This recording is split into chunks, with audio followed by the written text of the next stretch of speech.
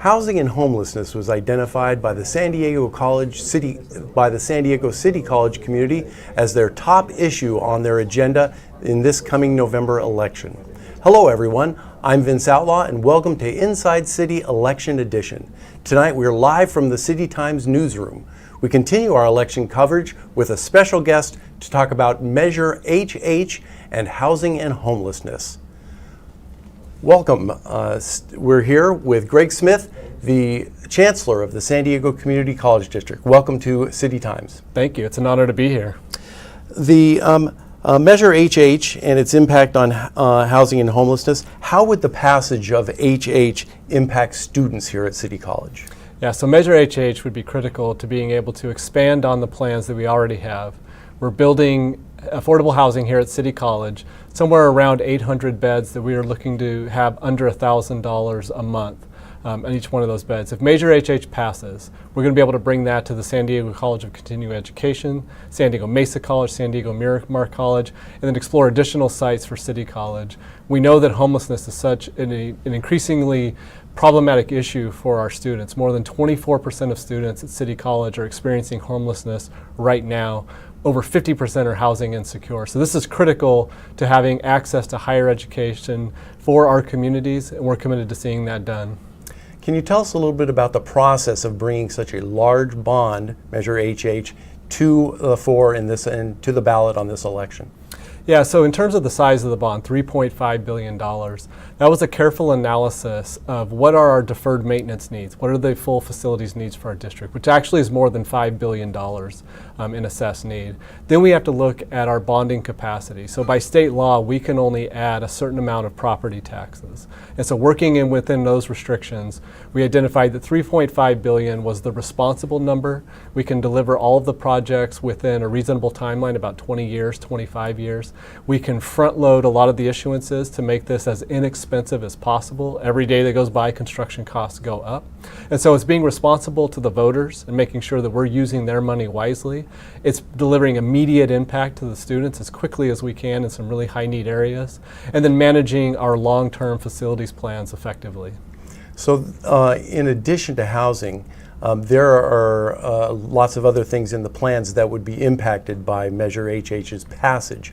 Can you tell us about some of those other maintenance and projects that would be impacted? Certainly. So it was a little over 20 years ago that the district passed Props SNN, and that brought a lot of new construction. But all of those buildings are going to reach their 20 to 30 year life cycle when a lot of standard maintenance needs to be done in roughly the same 5 to 7 year window. And so less than $1 billion, but several $100 million of this bond would go towards the standard upkeep of those buildings and ensuring that those classrooms, instructional spaces, labs remain safe and healthy for our students. Over $1 billion would go to replacing aging infrastructure. We have buildings here at City College that are 60 years old, same at Mesa College and Miramar College. Those are no longer safe. Many of them we're not able to use near to capacity. And then we have a number of spaces that we want to build that will bring modern technology into the classroom. For example, at the College of Continuing Education, we have an outstanding welding program. We're not able to teach robotic welding right now.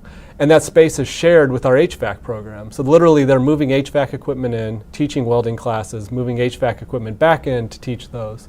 We're going to build a modern facility that is responsive to local need. You may have heard that NASCO just got over $8 billion in contracts from the Department of Defense to build boats. They're going to be hiring a lot of welders. We need to make sure the training we're doing is responsive to their needs so that our students have a job waiting for them, a high wage job waiting for them. There are a number of investments in our kinesiology and health sciences departments that are another high need area in San Diego, expanding the infrastructure for our IT baccalaureate here at City College that we just kicked off and have our first cohort going through. New projects like up at Miramar College in our aviation program. That's a really high demand area for our local employers and across the nation, and we need to upskill that to be responsive to the way that current technology works in aviation. Our facilities are aging and need to be modernized in order to continue to be relevant. So our students know when I come to a college in the San Diego Community College District, I'm being trained in a way that employers know I'm employable. So finally, what is your thoughts on the campaign for Measure HH? We had a discussion with President Shabazz recently here in the newsroom, and some of us talked about not seeing ads. We've all seen lots of ads in this political campaigns. Didn't see any ads for Measure HH in particular, and Dr. Shabazz talked a little bit about some of the targeting that was done there. Can you tell us about some of the people that you needed to convince that Measure HH was needed? Yeah, so it's amazing how much this has changed. 20 years ago, it would have been a lot of yard signs and a lot of calling people, but now it's much more focused. So part of it was voter turnout. We know that if we can show younger voters, renters, community college students and graduates the value of what this program is, and they show up to vote, they're probably going to vote to support it. The other side of the campaign was targeting voters who may not be aware of us, who traditionally in the way they have voted would be likely to support us. And so it was building awareness. And so now we can actually look at how a person has voted over the course of their life, whether or not they were likely to vote, and then target digital messaging through social media and other formats directly to them. And we highlighted things that were important to them. So those that are worried about the local economy, it was messaging about our career technical education and our workforce. Those that are worried about the health and safety of our buildings, the messages were more focused there. As you mentioned leading off, housing was the primary issue for the communities around San Diego City College.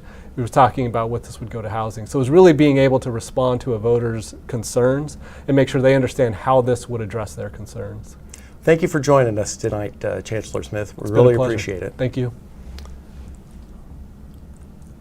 We have a lot more to discuss on this and all the issues that matter to City College this election season. We have live updates for you at sdcitytimes.com. And be sure to follow us at SDCityTimes on Instagram, Twitter, and Facebook.